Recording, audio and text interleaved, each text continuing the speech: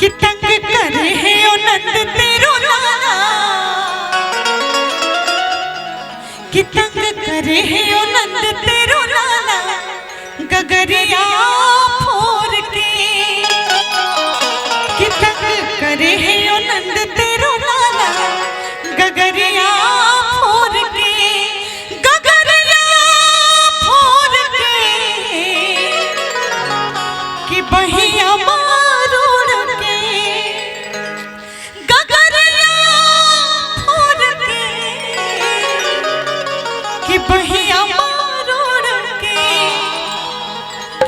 पन घट जाए ब्रजमाला, गगरिया फोर के।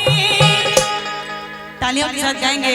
तंग करे है ओ नंद तेरो लाला, गगरिया फोर के। तंग करे है ओ नंद तेरो लाला, गगरिया फोर के, गगरिया फोर के। कि बहिया मारोड़ के, गगरिया फोर के।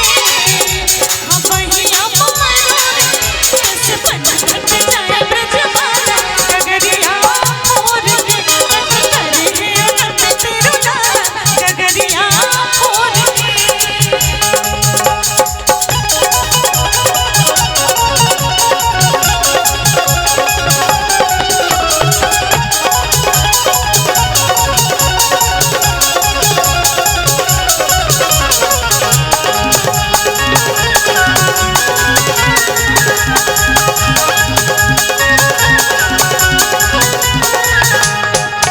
कहती है क्या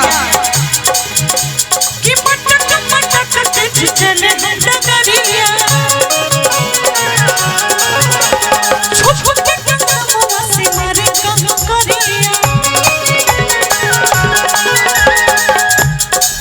कि मटक मटक के जब चले हम नगरिया, छुप के कदमों से मारे कंकरिया। हो मटक मटक के जो चले हम नगरिया,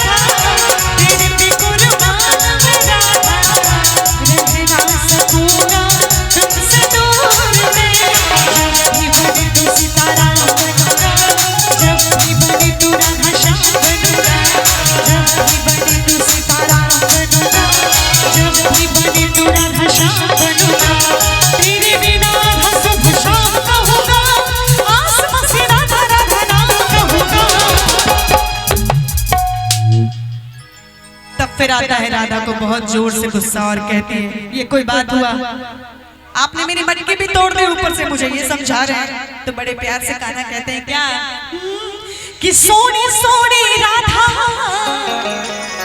तेरे बिन तेरा शाम है आधा, तू साडे दिल विच रहदी, कुछ और दसा की जाना।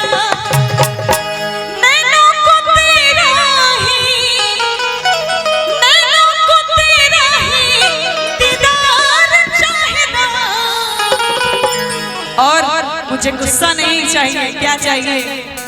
मेरे दिल विच तेरे लिए प्यार चाहिदा, दिल विच तेरे लिए प्यार चाहिदा। सोनी सोनी राधा, तेरे बिन तेरा शाम है आधा, तू साडे दिल विच रहदी, मैनू होर दसा की जाना। मैनू को तेरा